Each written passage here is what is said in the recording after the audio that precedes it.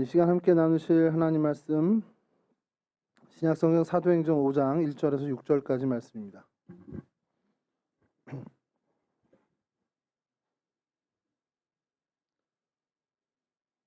저랑 한 절씩 교독할게요. 사도행전 5장 1절에서 6절입니다. 아나니아라 하는 사람이 그의 아내 삽비라와 더불어 소유를 팔아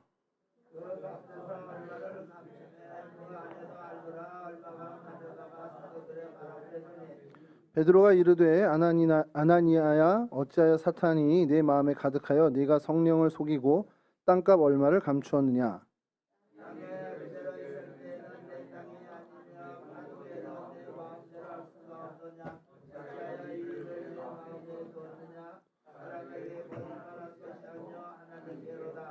아나니아가 이 말을 듣고 엎드려져 혼이 떠나니 이 일을 듣는 사람이 다 크게 두려워하더라. 젊은 사람들이 일어나 시신을 싸서 메고 나가 장사하니라. 아멘. 오늘 저희가 살펴볼 성경의 인물은 아나니아 그리고 삽비라라는 두 사람입니다.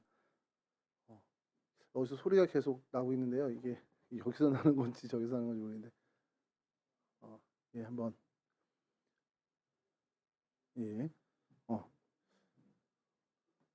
아나니아 삽비라는 들어보셨죠? 많이 들어보셨죠? 제가 죄송합니다. 어디서 계속 제 목소리가 들려서 제가 좀 당황스러운데 아나니아라는 뜻은요 여호와는 자비로우시다라는 뜻을 갖고 계십니다. 그러니까 하나님은 은혜롭다라는 뜻을 갖고 있는 뜻이고요. 삽비라는 아름답다라는 이름의 뜻을 갖고 있습니다. 예루살렘 교회의 교인이었고 둘이 이제 부부였는데 아나니아가 남편, 삽비라가 아내였습니다. 이 시대는 우리가 잘 아는 그 초대교회 시대죠. 그래서 이 교회사에 역대 어떻게 보면 전무후무한 그 대부흥이 있었던 그런 시절입니다.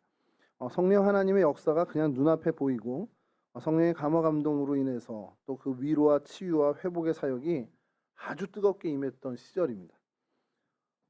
그러면서 그때 우리가 잘 기억하는 것 중에 하나는 정말 말 그대로 공동체, 그러니까 교회를 공동체라고, 그러니까 가족, 식구 이상의 어떤 그 관계 유대를 갖게 되는 공동체로 저희가 기억하고 있고요. 근데 이때 항상 이제 뭐가 문제냐면 뭔가가 잘 되려고 할 때 우리나라 표현으로 재를 뿌리는 게 있잖아요. 전혀 모르신다는 표정인데 뭔가 잘 되려 할 때 꼭 재 뿌리는 일이 벌어지거나 뭔가 참 좋고 선한 일이 벌어지려고 할 때 꼭 발목 잡는 일이 벌어집니다. 안 그러셨어요? 여러분들 살아오시면서 호사다마라고 해서 뭔가 정말 좋은 일이 일어날 때 꼭 그 어른들 표현으로 막 아낀다라고 이런 표현까지도 쓰시는데 이 교회사도 이렇게 보면은요 성경 내용도 보면 꼭 이런 좋은 정말 최고의 어떤 공동체의 모습을 갖춰가는 그 시절인데 정말 이 아나니아와 삽비라 일만 없었으면 정말 완벽입니다. 100% 완벽한 그 초대교회의 모습일 텐데 이 일이 꼭 성경에 하나 등장을 한다라는 거죠. 그래서 아나니아 삽비라를 오늘 좀 살펴보면서 그들의 특징을 한 3가지 정도 좀 살펴보려고 합니다. 살펴보면서 우리는 그러면 어떻게 해야 될까? 어떤 경각심을 좀 갖고 살아야 될까라는 것을 좀 생각하는 시간. 오늘은 짧습니다, 여러분. 기대하셔도 좋고요. 그렇게 길지 않으니까.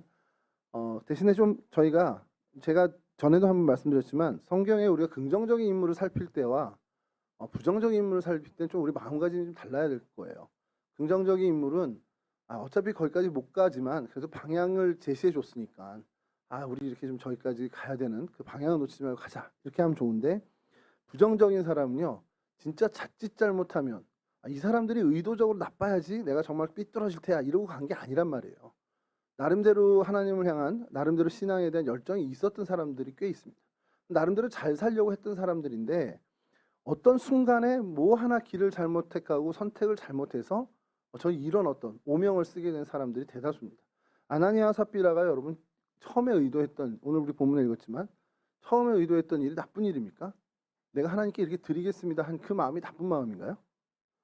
그걸 나쁜 마음이라고 말하신다면 이제 거기서부터는 저희가 이제 소통이 안 되는 건데 이렇단 말이에요. 하나님을 향해서 혹은 우리 신앙 공동체 안에서 선한 일을 하려다가 꼭 이렇게 뭐가 삐딱하게 되는 경우가 많으니까 저희가 부정적인 사람들 성경 인물을 찾을 때에는 조금 더 경각심을 갖고 좀 더 긴장하는 마음으로 살펴야 한다라는 겁니다. 아나니아 삽비라 이 부부의 첫 번째 어떤 특징을 보면 허영심과 위선이 있었던 사람들이라는 거예요. 이 허영심과 위선 그러면 되게 부정적인 단어잖아요. 그래서 뭐 허영심, 위선 그럼 나랑은 좀 무관한 어떤 사람들이네 이렇게 대번의 생각이 드실 겁니다. 저 사람들은 허영심이 많고 위선적인 사람이야. 그러면 여기 앉아 계신 분들은 대다수가 나랑은 무관한 얘기, 나랑 상관없는 그런 성향을 가진 사람들이구나, 특징을 가진 사람이구나 이렇게 생각할 텐데 요걸 조금 바꿔서 해볼게요. 약간 나를 좀 드러내고 싶어하는 마음이 있었던 사람이야 라고 한다면 나도 그런 마음이 있는데 이제 그런 생각이 조금 들 수 있다는 겁니다. 성경에서 이야기하는 허영이나 위선이라고 얘기하는 것이 크게 뭐 정말 뭐 어떻게 보면 죄악에 빠져서 살고 뭐 이런 게 아니라 자신을 좀 드러내고 싶은 마음이라는 거예요. 칭찬받고 싶고 인정받고 싶은 마음들, 그것을 가졌던 특징을 갖고 있다는 겁니다. 여러분 초대교회야말로 정말 성령의 폭발적인 역사가 일어나던 때였죠. 성령의 역사가 예루살렘을 중심으로 해서 초대교회 전체를 정말 발칵 뒤집어 놓는 그런 시절이었습니다. 회개의 역사가 나타나고요. 정말 뜨거운 예배, 찬양, 나눔, 교제, 봉사, 그리고 전도 뭐 하나 정말 처지지 않는 정말 정점에서 풍성한 정말 은혜가 있었던 시절입니다. 정말 모두가 하나 되고요. 모이는 그곳에서마다 하나님의 임재를 경험하는 그런 정말 영적으로 정말 풍성한 시절이었다는 거죠. 이게 이제 요 배경이 되는 것이 예수님 승천 이후의 오순절 사건인데 여러분 그 시절을 잠깐 좀 돌아가서 예수님이 부활하신 다음에 40일 동안 이제 제자들과 여러 사람들과 같이 어울리잖아요. 근데 그때 뭔가 공생애 때처럼 어떤 왕성한 그런 왕성한 활동을 하지 않으셨어요. 않으셨고 그러고 계시다가 이제 승천하셨단 말입니다. 그 공생애 때처럼 왕성한 활동을 하지 않으셨으니까 사람들이 뭔가 이렇게 확 크게 뭐 붐이 일어나는 시절이 아니에요. 그러니까 굉장히 주님과 그냥 같이 있는 걸로 잔잔하게 지내던 그 시절이었습니다. 그리고 예수님께서 마지막 당부를 하잖아요. 떠나지 말고 예루살렘에서 기도하라고, 성령을 기다리라고 당부를 합니다. 그래서 사람들이 그 평가하는 성경학자들이 이들이 마가의 다락방에 모여서 기도한 것이 정말 예수님의 그 마지막 당부에 대해서 정말 신실하게 우리가 지켜보자 이런 마음도 없지 않았겠지만 그보다는 불안과 염려 때문이었을 수도 있다는 얘기입니다. 그러니까 뭐 지금 주님이 같이 계시다가 이제는 정말 승천해서 들어 올려 가셨잖아요. 이제 안 계신 거예요. 그러니까 야 이제 우리 어떻게 하냐 앞으로.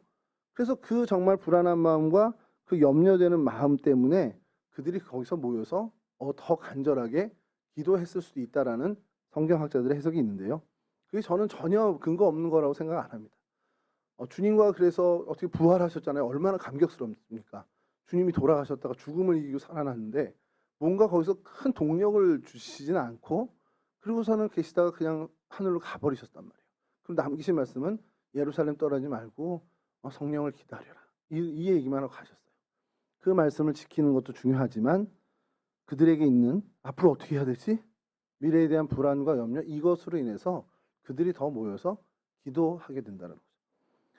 그리고 나서 어마어마한 일, 기독교 역사에 우리 최고의 어떻게 보면 절정의 일인 오순절 성령 임재 사건이 벌어집니다. 자, 그러고 나서 거기서 뭐 모두가 성령 충만돼서 성령의 역사가 나타나는데 뭐 각 사람이 방언으로 얘기해서 대화가 안 되던 사람들하고 다 대화가 되고 통하고 저 어떤 지방에 있는 이 사람들이 사도들의 말을 자기 모국어로 듣게 되는 그런 놀라운 일이 벌어지게 되는 거죠. 이 부분을 좀 청년들하고 성경 공부를 하면서 나누게 됐는데 이 방언이 터졌단 말이에요.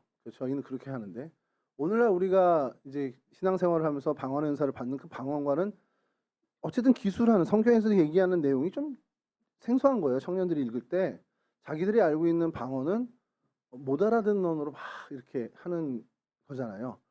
자꾸 그런 눈으로 보세요, 여러분. 진짜요? 하는 분인데 저도 이제 중학교 2학년 때 방언 은사를 받았을 때 저도 스스로 놀란 게 내가 지금 무슨 말을 하는 거지? 이렇게 되잖아요.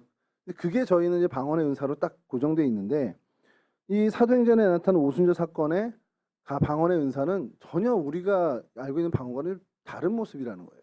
그러니까 뭐냐면 사도들이 지금 막 주님의 말씀을 이야기하고 뭐 하나님의 그 말씀을 선포하고 있는데 저 외국에서 온, 그러니까 이 아람어나 히브리어를 모국어로 쓰지 않는 그 사람들이 사도들의 말을 듣는데 알아듣는 거예요. 얼마나 놀라운 일입니까? 여기서 막 제가 영어를 막 하고 있는데 여러분들이 영어를 알아듣는 게 아니라 뭐 야나두처럼 해서 막 그걸 알아듣는 게 아니라 여러분들의 모국어로 알아듣는 그 신비한 현상이 일어나는 겁니다. 이게 뭘 얘기하는 겁니까? 성령이 충만해서 그 성령 하나님의 놀라운 그 능력이 행사됐을 때 소통되지 않았던 그 사람과 사람의 그 사이에 소통이 일어난다는 거예요. 그럼 사실은 제일 먼저 하나님과 소통이 일어나는 거겠죠. 하나님과 막혔던 그 모든 관계가 풀어지고 그래서 하나님과 소통이 일어나고 하나님의 마음을 읽게 되고 하나님의 마음을 품게 되고 그래서 그 마음을 전하는데 그들도 소통이 되지 않던 그 사람들 사이에서 하나님의 마음이 함께 공유되는 그런 놀라운 일, 그러니까 진짜 공동체가 되는 그 놀라운 오순절 사건이 벌어졌다는 겁니다. 자, 그러고 나니까 이 사람들이 성령 충만해서 정말 이제 죽음을 두려워하지 않게 되는 겁니다. 회개하라고 외치기 시작하는 거예요. 예수 그리스도가 하나님의 아들이시고 진짜 우리의 그리스도 구원자시다라는 것을 외치면서 정말 사람들이 이 심장이 정말 뛰면서 그 복음을 전하는 그 놀라운 일들. 그래서 초대교회가 폭발적으로 은혜가 넘치고 성장하게 되는 그 시절을 맞게 됐다는 겁니다. 제자들이 병자를 고치기도 하고요. 성전에 모여서 함께 예배하며 하나님을 찬양하고 기도하고 교제하는 그 놀라운 그 삶이 마치 천국의 삶처럼 되었다라는 겁니다. 이제 그게 이 아나니아와 삽비라가 있었던 그 살았던 그 시절의 시대의 모습이었다는 겁니다. 그래서 사도행전 4장 32절과 37절에 이 예루살렘 교회가 어떠한 모습이었는지를 이렇게 표현을 합니다. 4장 32절 37절인데요. 한번 띄워줘 보시면 사도행전 4장 32절 37절인데요. 저랑 한 절씩 한번 교독해 볼게요. 믿는 무리가 한 마음과 한 뜻이 되어 모든 물건을 서로 통용하고 자기 재물을 조금이라도 자기 것이라 하는 이가 하나도 없더라.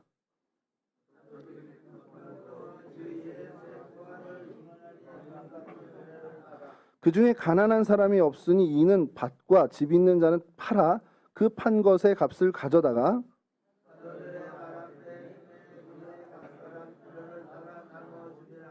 구브로에서 난 레위족 사람이 있으니 이름은 요셉이라 사도들이 일컬어 바나바라 번역하면 위로의 아들이라 하니 그가 밭이 있음에 팔아 그 값을 가지고 사도들의 발 앞에 두니라. 아멘. 이게 그때 당시의 교회 공동체의 모습을 제일 어떻게 보면 잘 표현한 모습이라는 겁니다. 무리가 정말 한 마음과 한 뜻이 됐다라는 것. 그리고 물건을 서로 같이 쓰는 거예요. 제 물건도 여러분이 쓰고 여러분 물건도 제가 쓰고 그게 잠깐만 빌려줘 이게 아니라 그냥 자연스럽게 정말 집에 가면 그런 일이 자연스럽잖아요. 집에 가면 안 그런가요? 저희 아이들과 보면 좀 다르긴 하죠. 뭐 누나 거 썼더니 이제 이렇게 등짝 스매싱을 때리면서 너 내 거 왜 써? 이렇게 하긴 하는데 가족들 엄마 아빠 거 물건 쓰듯이 쓰는 겁니다. 서로 내 필요에 따라서. 그리고 내 거야라고 주장하는 게 없다는 거예요. 너 그거 왜 써? 이거 내 건데 이거 왜 써? 이런 주장이 없다라는 겁니다. 근데 거기만 초점을 맞추는 게 아니고요. 사실 이게 왜 그렇게 됐냐라는 거예요. 그들이 다 성령의 뜨거운 충만, 정말 예수님의 그 마음을 품고 성령의 뜨거운 마음을 품었기 때문에 그게 다 용인되는 거라는 거예요.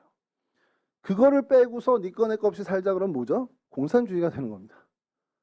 그 예수의 마음, 예수의 심장을 빼고 야, 네 것도 얘 거고 얘 것도 네 거야. 우리 다 공평하게 살아야 돼. 그럼 그게 거기서부터 공산주의가 되는 거고 예수의 심장이 각자에게 품어지고 그래서 모두가 다 주님의 눈으로 바라보니까 다 사랑스러운 존재고 내 것 좀 쓰면 당연하지. 이렇게 되는 게 이 사도행전 4장의 교회 모습이라는 겁니다. 자, 가난한 사람이 없다라는 거예요. 왜 없냐?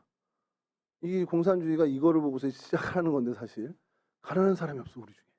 얼마나 멋진 세상입니까? 그 가난한 사람이 없다라는 게 뭐냐면 부족해서 끼니를 거르거나 아무것도 못하는 핍절한 사람이 없다라는 얘기인데 그것은 당연히 모두가 같이 하나 돼서 자신의 것을 같이 나누다 보니까 모두가 다 먹고 사는 게 문제가 안 된다는 겁니다. 그 일이 왜 그렇게 됐냐면 자기 소유들을 팔아서 값으로 환원해서 그걸 사도 앞에 갖다 놓는 거예요. 우리 공동체를 위해서 써주십시오. 여러분 이게 오늘날에도 이건 쉬운 일이 아니잖아요. 당시에는 더 어려웠겠죠. 자, 근데 그 대표적인 사람이 바나바라는 사람이에요. 우리가 이 이후에도 계속해서 듣게 되는 바나바가 그 첫 시작을 어떻게 등장하면서 이름이 딱 각인됐냐? 바로 구브로에서 난 레위족 사람인데 요셉, 일컬어 바나바라고 합니다. 이게 바나바가 별명이죠. 원래 이름은 요셉이고 그가 자기의 소유를 팔아서 그 값을 사도들의 발 앞에 뒀다라는 거예요. 이게 굉장히 상징적인 표현이지만 사도들에게 두고 그것을 가지고 모두에게 같이 나눴으면 좋겠다라는 걸 한 거예요. 자, 그러니까 이가 초대교회에 사실 굉장히 영향력 있는 사람으로 이제 등장하게 된 겁니다. 자, 이 사건 이후에 오늘 본문, 저희가 읽었던 본문으로 이어진 건데 아나니아 삽비라도 가만히 보니까 그런 마음이 생기는 거예요. 마음이 동요가 되는 겁니다. 근데 그 동요가 성령의 충만으로 일어난 것인지 그게 알 수가 없는 거죠. 근데 어쨌든 마음의 동요가 일어나서 야, 나도 저렇게 됐으면 좋겠다. 그게 바나바를 바라봤을 수도 있고요. 아니면 바나바가 그 일을 한 다음에 많은 사람들로부터 어떤 대우를 받았는지 그것을 보면서 부러워했을 수도 있습니다. 근데 우리 결과를 놓고 보면 그는 성령의 충만함으로 이 일을 한 것은 아니라는 겁니다.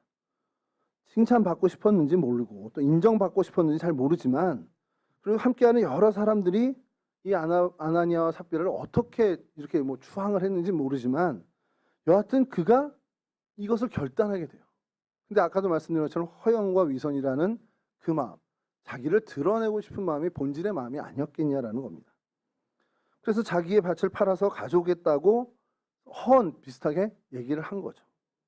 자, 그리고 말을 해놓고 보니까 이후에 이제 정신을 차리고 보니까 이게 아까운 거예요. 말은 해놨는데 정작 그러려고 하니까 이게 선뜻 되지를 않는 겁니다. 예, 내가 그 밭을 장만하기 위해서 얼마나 노력했는데. 그러면서 이 부부가 서로 얘기했겠죠. 야, 이거 우리가 얼마나 고생하면서 마련한 건데, 야, 이걸 우리가 다 팔아? 근데 말은 했으니까 어떡하지? 사람들은 기대할 텐데. 그러고 나서 이 부부가 꾀를 낸 겁니다. 일단 팔고 적당하게 좀 우리가 빼내고 남겨놓고 적당한 정도를 이제 사도들에게 바치자, 이렇게 드리자. 그러면은 두 가지 효과를 얻는 거죠. 나름대로 어느 정도 챙기고 또 하나는 명성도 얻게 되는 겁니다. 바나바가 얻은 것만큼까지는 아니더라도 우리도 좀 인정받지 않겠어? 라는 생각을 하게 된 거라는 거죠. 자, 근데 이게 뭐냐면 굉장히 중요한 것이 이것이 베드로가 얘기하는 것처럼 이 마음이 사탄의 마음이라는 거예요. 아주 단언합니다. 베드로는 정말 강력하게 그게 사탄이 준 마음이라는 거예요. 사탄이 마음속에 속삭이는 대로 행동한 것이라는 겁니다. 이게 겉에 어떤 내가 내 밭을 내 소유를 팔아서 드리겠다 한 그런 모습이나 결단은 굉장히 의로운 행색인데 이면에는 어떻게 보면 사탄의 속임수로 가는 탐욕이 그대로 있었던 그 모습이라는 거죠. 그래서 그것을 우리가 위선이라고 얘기할 수 있고 또 드러내고 싶은 허영이라고 얘기할 수 있다는 겁니다. 그래서 다 밭을 팔아서 가져오라고 어떻게 누구도 얘기하지 않았는데 자원에서 이 얘기를 했어요. 제가 이걸 보면서 뭐냐면 자진해서 망하는 사람도 있구나라는 겁니다. 이게 뭐가 하다가 잘못돼서 외부의 요인으로 인해서 자기의 뜻과는 상관없이 어떻게 보면 정말 나락으로 떨어지고 힘겨워지고 그런 경우도 있지만 아나니아 삽비라처럼 참 딱한 인생이 되는 게 뭐냐면 그냥 가만히 있었으면 아무 일 없었을 텐데 그 자기 믿음의 분량대로 그냥 갔을 텐데 왜 그런 말을 해서 사탄의 속임수에 넘어가고 결국엔 자진해서 정말 망하게 된 정말 딱한 인생이 되었다라는 겁니다. 그러니까 여러분 우리도 얘기할 때 생각해 보면 이 자원하는 부분에 대해서 굉장히 좀 경각심, 조심함을 좀 가져야 된다는 겁니다. 드러내고 싶은 마음 이게 없을 수는 없죠. 사실 누가 칭찬하면 안 좋을 사람이 어디 있습니까? 칭찬하면 다 좋죠. 칭찬도 뭐 목사님 살쪄서 너무 멋져 이래도 좋은데 다른 정말 좋은 거를 얘기하면 얼마나 좋겠습니까? 살쪄서 너무 멋있어 이게 놀리는 건지도 모르고 그냥 좋다 그러면 다 그냥 그래요? 제가 살쪄서 그렇게 괜찮아요? 머리 짧은 게 어울린다고 지방 목사님이 그러더라고요. 정말 처음에는 감사합니다 그랬는데 집에 오면서 계속 생각해 보니까 이게 조폭 같다는 얘기 아니야? 이제 그런 생각으로 계속 생각이 드는 거예요. 그래서 이걸 날 놀리는 생각이었구나, 얘기였구나. 근데도 여러분 그래 칭찬을 받으면 좋아요. 나쁘지 않거든요. 누구나가 다 그렇습니다. 근데 그때 조심해야 된다는 거예요. 이게 사탄의 속임수일 수 있다. 나를 망치는 정말 자진해서 망하는 길일 수도 있다라는 걸 계속 경각심을 가져야 된다는 겁니다. 내가 나를 의도하지 않았지만 드러내려고 드러내지는 그런 상황에 몰릴 때도 있습니다. 물론 그 하나님이 우리의 이름을 드러내고 하나님이 정말 하나님의 광고판으로 쓰시기 위해서 할 수도 있겠지만 그때도 우리는 조심해야 된다는 거예요. 그러니까 항상 뭐가 드러나는 것 같다 그러면 조심해야 되는 게 맞습니다. 근데 사람들은요, 얼마나 이 드러나는 게 좋으냐면 그냥 뭐 믿는 사람이고 믿지 않는 사람 간에 내가 하지 않은 일인데도 내가 한 일처럼 꾸미는 사람들도 있어요. 그만큼 드러내는 거를 인간은 본성적으로 좋아한다라는 겁니다. 이게 얼마나 나쁜 겁니까? 남의 영광을 뺏고 또 하나님의 영광을 뺏는 거죠. 우리가 함께 기도하고 정말 열심히 노력해서 결과를 얻었다. 그러면 이건 하나님이 하신 거라고 먼저 하나님께 영광을 돌려야 되는 겁니다. 그리고 그 영광을 같이 했던 사람들, 동료에게 돌려야죠. 이게 우리가 늘 놓치지 않고 가져야 되는 신앙의 자세라는 겁니다. 여러분 스스로 영광을 얻으려고 나 어때? 야 내가 이 정도 되는 사람이야 라는 게 이제는 연세들 드셨으니까 점점 그게 추한 모습이라는 거를 느끼시잖아요. 애들은 몰라요. 꼬맹이들 3살 4살짜리는 내가 했어 이러는 게 귀여워 보이는데 제 나이 또래만 돼도 야 그건 내가 한 거야. 나 이런 사람이야. 이것들아 나 가오지냐 이렇게 하면 얼마나 추해 보입니까? 그게 사실은 저희가 계속해서 버려내야 되는 사실은 그런 칭찬이나 이것은 주변에서 주변에서 안 해도 하나님이 하실 때가 제일 멋진 거죠. 의도하지 않고 아무것도 안 하는데 하나님이 그냥 하나님께서 이 사람을 하나님의 광고판으로 쓰시는 것처럼 하나님이 드러내게 하는 그게 사실 우리가 가질 수 있는 최고의 어떻게 보면 기쁨이 될 수 있다는 겁니다. 여하튼 이 드러내고 싶은 마음이나 드러내려 하는 어떤 상황 속에서 항상 경각심을 가져야 우리가 아나니아와 삽비라처럼 되지 않을 수 있다라는 그 생각들을 늘 품고 살아가시길 간절히 바라고요. 두 번째 이들의 특징은 뭐냐면 이게 제일 무서운 일인데 성령을 속였다고 이제 베드로가 설명을 하는 거예요. 근데 제가 볼 때 아나니아와 삽비라가 의도적으로 성령 하나님 속여야지 계획을 짜고 이런 건 아니란 말이죠. 근데 이게 얼마나 무서운 얘기냐면 그럼 우리도 내가 하나님을 속여야지 이렇게 계획을 짜고 작전을 짜서 하나님 속이지 않더라도 나는 정말 의도하지 않았는데 이게 성령 하나님을 속이는 일이 될 수도 있다라는 거예요. 우리가 살아갈 때. 그러니 얼마나 무서운 얘기입니까? 아나니아와 삽비라가 밭을 팔고 보니까 돈이 아까워지는 겁니다. 여러분 이거 그럴 수 있지 않아요? 충분히 그럴 수 있다고 저는 생각이 됩니다. 그래서 둘이 상의를 했어요. 여기가 돌이킬 수 있는 첫 번째 기회였죠. 상의를 해서 야 그래도 우리가 약속한 건데 하나님하고 약속한 건데 드려야지. 그래서 끝냈어야 되는데 그런 결론을 냈어야 되는데 돈의 얼마는 우리가 좀 감춰두자. 우리 표현으로 삥땅 쳐놓자 좀. 그리고 나머지 일부만 가서 내자. 그리고서는 그렇게 결정을 하고는 진짜 실제로 일부를 감추고 일부를 가져서 정말 당당하게 스스로 속인 것처럼 이게 정말 판돈 다야. 가서 정말 이렇게 베드로 앞에 나타난 겁니다. 거기서도 이제 정말 최종 기회가 온 것 같아요. 그때 베드로가 물었을 때 그냥 자복하면서 죄송합니다. 진짜 제가 그러려고 안 그런 건데 사실은 좀 이렇게 삥땅 쳐놨습니다라고 했다면 그의 영혼이 그 자리에서 떠나는 일은 당하지 않았겠냐라는 거예요. 베드로 사도에게 여기 우리가 판돈을 다 가져왔습니다. 아주 되게 당당하게 한 겁니다. 그리고 그 행동이 엄청난 비극적 결과를 초래하게 되었다는 거죠. 사도행전 5장 3절인데요. 베드로의 말을 좀 잘 귀 기울여 들어보세요. 사도행전 5장 3절. 베드로가 이르되 아나니아야 어찌하여 사탄이 내 마음에 가득하여 네가 성령을 속이고 땅값 얼마를 감추었느냐. 땅값 얼마를 감추었느냐가 핵심이 아니라 성령을 속이고라는 겁니다. 근데 성령을 속이게 된 이유가 뭐냐? 사탄이 네 마음에 가득했다라는 겁니다. 아나니아 삽비라는 신앙 공동체 안에 뜨거운 성령의 역사를 회방한 걸로 베드로는 평가를 하는 거죠. 이게 왜 무서운 얘기냐면요.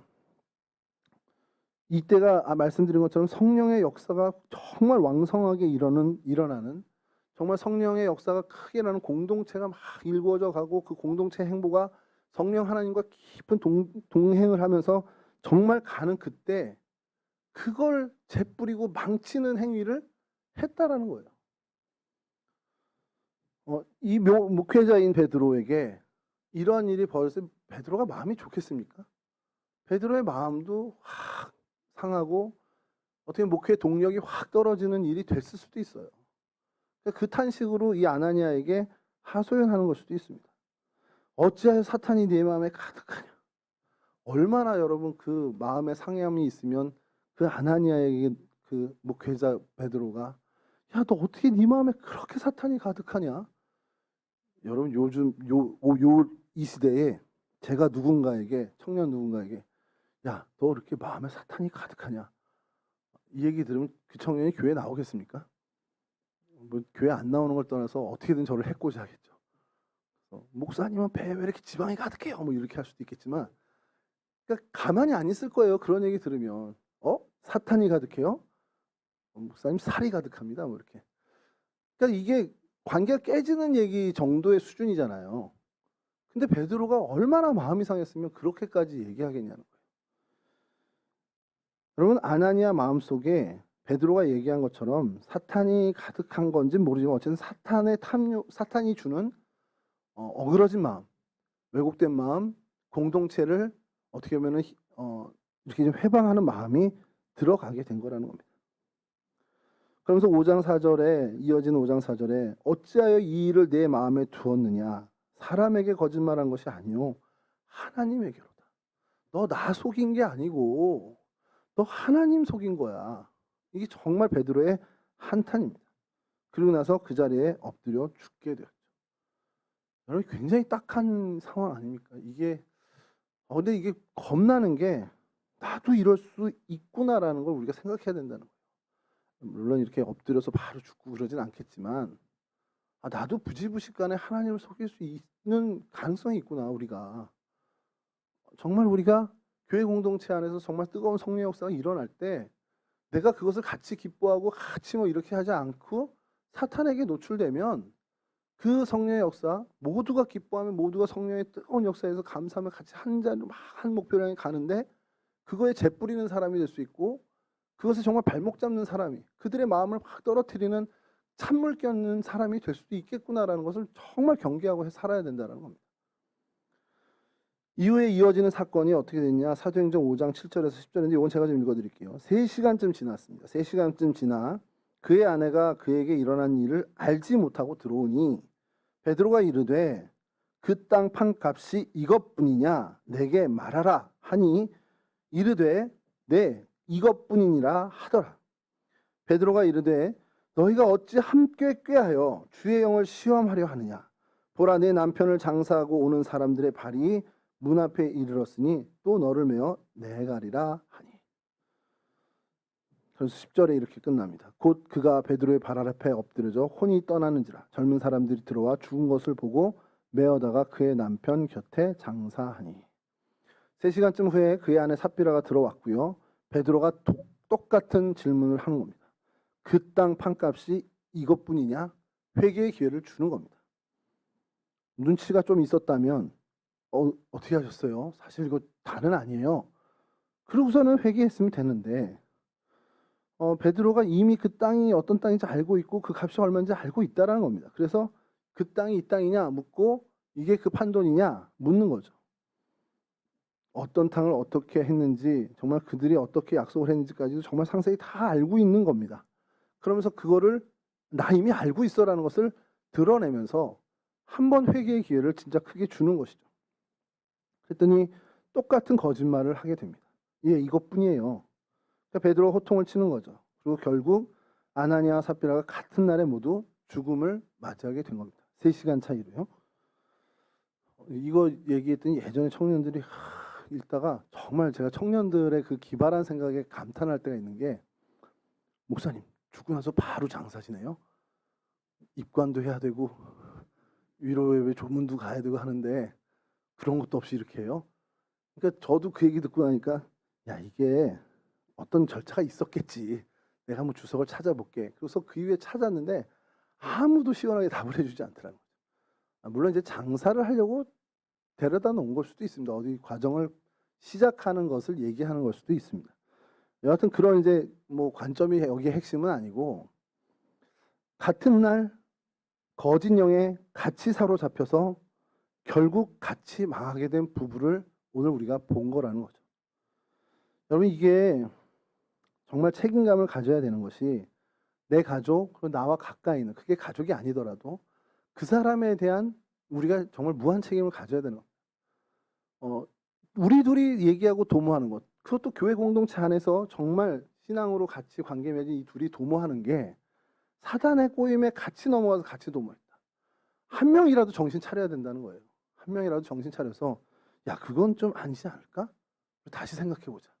이런 브레이크 역할을 서로에게 해줄 수 있어야 된다는 겁니다. 그냥 불평불만하면, 맞아, 나도 그렇게 생각했어. 그게 뭐냐? 그러면서 서로 그냥 불평불만, 서로 그냥 불평불만 배틀하듯이 그냥 계속 얘기를 해가는 거. 그래서 서로의 마음이 더 막 부정적으로 가는 거. 여러분, 이게 한국 교회에 사실 이런 모습이 이게 아니었으면 좋겠는데 현실이 있어요. 교회에 대해서, 교회 중진에 대해서, 목회자에 대해서, 아, 우리 교회는 왜 이래? 누구 한 명 시작하면 우리 교회 어땠어? 딱 잘라줘야 되는데, 우리 교회 왜 이래? 그러면 너도 그렇지. 나도 우리 교회, 야, 그거 왜 그렇게 지었대? 야, 그 색깔 왜 그렇게 칠했대? 그랬더니 너도 그렇지. 나도 그 색깔 칠해서. 이게 계속 서로 무슨 배틀하면 서로 쌓아가는 겁니다. 아니, 그게 솔직히 무슨 의미가 있습니까, 여러분들? 우리 신앙에 어떤 도움을 주나요? 청년들한테 그런 얘기를 해요. 그냥 가끔씩. 요즘 제가 청년들한테 되게 과격하게 설교를 하거든요. 그래서 야, 그렇게 살지 마, 뭐 이렇게 하는데, 여러분, 그렇게 해가지고 어떤 선한 일을 이루시려고 그러는 거예요? 야, 봤어 그거? 저 교회 저거 색칠한 거 봤어? 이거 우리 교회 아닙니다. 교회 철장 칠한 색깔 봤어? 야, 왜 그렇게 칙칙하게 그 색깔로 칠했대? 아, 그러니까 옆에 있던 사람, 그러게 나도 그 색깔 마음에 안 드는데, 좀 화사하게 좀 칠하지 왜 그랬대? 그럼 서로 계속 그 얘기를 1시간 해가면서 서로 막, 그래서 결국엔 그 마음은 교회가 미운 거예요. 미워지는 거예요. 한마디 했어야죠. 교회 왜 그 색깔을 칠했대? 야, 그럼 네가 화사한 페인트 좀 사오지 그랬냐? 이렇게 했어야죠. 넌 하나도 안 해놓고. 너 그날 있었냐? 뭐 이렇게 좀 친하니까. 그렇게 해서 서로가, 아, 그래, 내가 갔어야 되는 건데 못 갔구나. 이렇게 가야 되는데, 이 그렇지 않은 모습들을 볼 때마다 참 마음이 저도 좀 그렇다는 거예요. 근데 아나니아 삽비라도 사실은 서로가 견제를 해주고 서로의 브레이크 역할을 해주는 부부가 됐어야 된다는 겁니다. 둘이 합해서 하나님의 일을 하는 것도 쉽지 않은데, 둘이 합해서 정말 사탄의 일에 사탄의 계략으로 빠져나갔다는 거, 얼마나 정말 얼마나 불행한 모습이라는 거예요. 자, 결국 이 둘은 그렇게 하나님을 속이고 거짓 영에 사로잡혀서 이제 죽게 됐습니다. 여러분, 베드로의 말을 정말 주목해야 되는 게, 어찌하여 이 일을 내 마음에 두었느냐. 그러니까 왜 처음부터 이런 이야기를, 이런 생각을 모의했냐, 이걸 얘기하는 겁니다. 왜 처음부터 속이기로 작정했냐. 그래서 그 행위가 처음부터 나쁜 의도를 가지고 속인 것으로 베드로는 아예 그냥 광하게 얘기를 하는 거죠. 성령을 속이고 하나님을 시험한 행위라고 아예 규정을 해버립니다.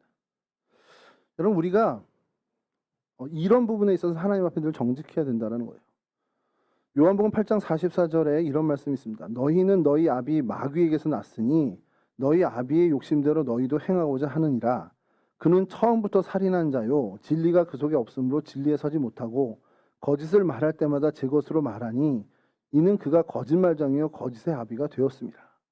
요한복음 8장 44절은 우리가 경계심을 놓치고 성령의 붙들림이 없다면 그냥 이런 마귀에서 난 사람처럼 살 수밖에 없는 존재라는 걸 얘기합니다. 왜냐하면 우리 안에 원죄의 그 속성이 있어요. 원죄의 죄성이, 우리는 이제 구원받아서 하나님이 의롭다 칭해 준 거지 본질적으로 아직은 바뀐 게 아닙니다.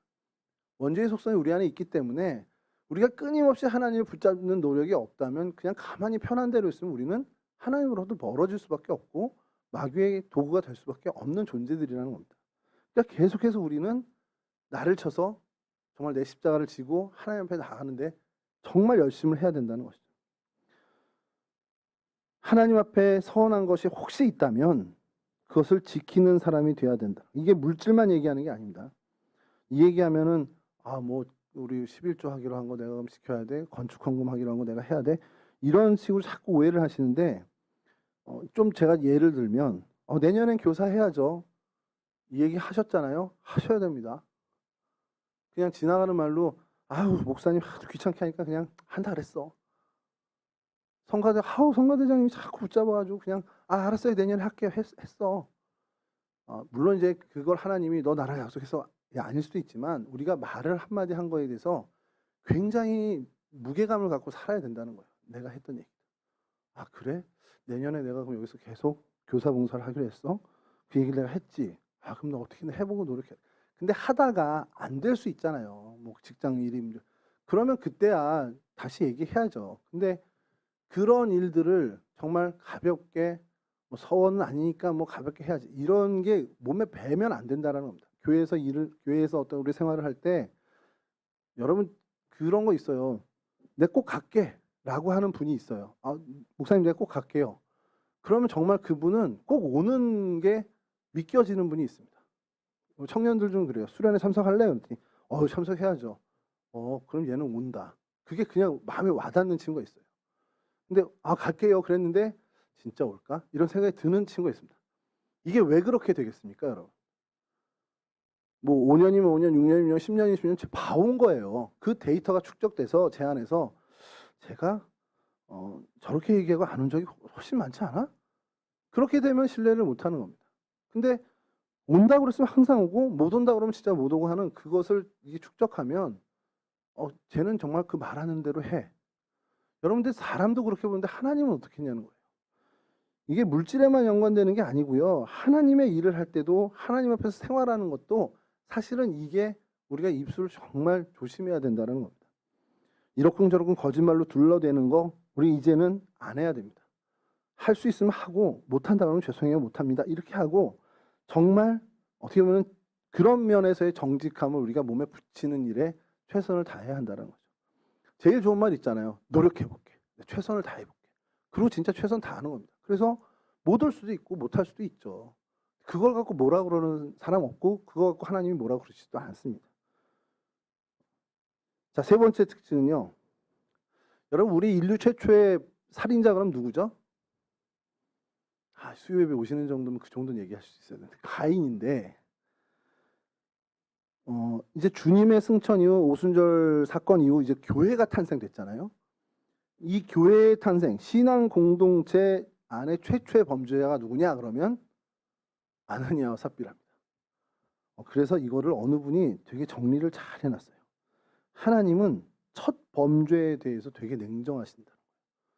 그러니까 이제 살인으로는 가인이 뭐 저기 첫 범죄라 뭐 그거에 한정돼서 이렇게 막 하나님이 얘기를 하니까 가인이 나한테 너무 중해요 이렇게 이제 하소연하는 그런 건데 인류 최초의 범죄는 아담과 하와잖아요. 아담과 하와가 그 선악과를 범하는 일로 어떤 처벌을 받았습니까? 이렇게 얘기하면 우리 유초등부 애들은 이제 막 성경 치듯이 에덴 동산에서 쫓겨났어요 이렇게 얘기한단 말이에요. 근데 그거는 그냥 드러나는 되게 그냥 어떻게 보면 상징적인 벌이고요. 진짜 무서운 벌이 뭔지 아세요? 죽음이란 걸 경험하게 됐습니다. 아담과 하와는 죽는 존재가 아니었어요. 하나님과 영원히 함께하는 존재인데 그거 하나 따먹었다고 죽음을 이제 경험하게 되는 겁니다. 그리고 실제로 죽었잖아요. 960세 아담이 죽었는데 여러분 이거 하나 따먹었다고 죽였어요. 이게 글쎄 사과는 아니지만 어쨌든 열매 하나 따먹었다고 죽음을 경험하게 했다. 이게 엄청나게 과한 벌이 아니냐, 과한 처벌이 아니냐라고 어느 분이 이렇게 정리를 했더라고요. 그러면서 그분이 또 하나 한 것이 이스라엘 백성이 출애굽하고 40년 동안 유리하고 애굽에서 정말 찌든 그런 모든 죄악의 때를 씻어버리고 하나님만 의지하는 신앙으로 무장해서 이제 가나안을 들어가야 되잖아요. 왜냐하면 다 때를 벗었다는 건 뭐냐면 이제 출애굽 1세대가 다 광야에서 죽었단 말이에요. 그리고 출애굽 2세대가 이제 하나님의 땅, 가나안 땅에 입성하게 되는 겁니다. 이게 새 시대 그게 되는 거죠. 그때 여리고성을 처음 만나게 되고 그 여리고성을 함락합니다. 자, 이 요단강을 건너 가나안 땅에 입성한 다음에 최초의 범죄가 누구죠? 아간이었어요. 여러분 우리가 잘 알고 있는. 이게 보면요, 제가 그래서 그 자료를 보면서 생각한 것이 이게 찾아보니까 모든 것을 여호와께 바치는 거예요. 기생 라합과 그 집에 동거하는 사람만 살려주고 다 이제 온전히 바칩니다. 바치는 것 중에 어떤 것을 취하든지 너희가 이스라엘 진영으로 바치는 것이 되게 하여 고통을 당하지 않게 하도록 오직 너희는 그 바친 물건에 손대지 말라. 이게 하나의 명령이에요. 여리고성을 청할 때. 그러면서 19절에 뭐라고 하냐면 여호수아 6장 19절에 은금과 동철 기구들은 다 여호와께 구별될 것이니 그것을 여호와의 곳간에 들리죠. 그러니까 다 하지 말고 그냥 이 은금 동철의 그릇은 여호와의 곳간, 그러니까 여호와께 드리는 겁니다. 그래서 무리가 그 성과 그 가운데 있는 모든 것을 불로 살고 은금과 동철 기구는 여호와의 집 곳간에 두었더라. 이게 이제 하나님이 여리고성을 제할 때 저거 이제 주신 원칙입니다. 이거를 누가 어겼죠? 아간이 그걸 좀 빼돌렸습니다. 그리고 결국 우리가 잘 알지 제비를 뽑아서 추적해서 그 아간이 이제 되게 되는데 그것도 사실 하나님이 아간이니라 그래 버리면 끝날 거를 계속 제비를 뽑게 하잖아요. 그 제비 뽑으면서 그게 자기한테 계속 다가오잖아, 아간이. 이게 회개할 기회를 주는 건데 끝까지 회개를 안 했죠. 자, 그 아간이 한 게 뭐냐면 외투 한 벌, 은 200세겔, 금 한 덩어리가 그가 훔친 것에 다합니다. 근데 그 대가는 어땠습니까? 그 훔친 물건과 아들들과 딸들과 그의 짐승들과 장막에 속한 모든 것이 그 골짜기에 몰려가고 사람들이 돌로 묻어버렸습니다. 아니 이거 이 정도까지로 이렇게 벌을 받아야 되는 거냐라고 한다면 굉장히 어떻게 보면 심한 처벌이라고 얘기할 수 있다는 겁니다. 아나니아 삽비라 범죄도 한번 그 관점에서 이 자료는 보는 겁니다. 성령의 역사가 굉장히 흥황하고 정말 전무후무한 성령의 역사가 강하게 나타나고 모두가 성령으로 인해서 기뻐했고 모두가 성령으로 즐거워하고 모두가 성령 하나님으로 인해서 행복했던 그때 그 성령의 역사 속에 죄악을 끌어들인, 그러니까 하나님이 그것을 너무 엄중하게 본 거라는 거죠. 말 그대로 잠깐 나 판고에서 요거는 드리고 요건 좀 제가 좀 쓰려고 놔뒀어요. 이게 오늘날 그냥 기준으로 본다면 그래 네가 그렇게 다 못했구나, 네 믿음이 그런데 어떡하냐고 넘어갈 수도 있는 문제일 수 있는데 이게 영원히 떠서 죽을 문제냐라고 한다면 굉장히 과하다라고 할 수 있죠. 근데 하나님이 왜 그렇게 민감하냐? 지금 모두가 성령에 의해서 성령의 은혜로 성령의 충만으로 성령의 행보를 걸어가야 되는데 그거를 완전히 회방하는 겁니다. 아주 작은 걸로. 그러니까 별거 아닌 걸로. 그러니까 하나님이 완전히, 그러니까 하나님도 그냥 마음이 완전 상한 것 같아요.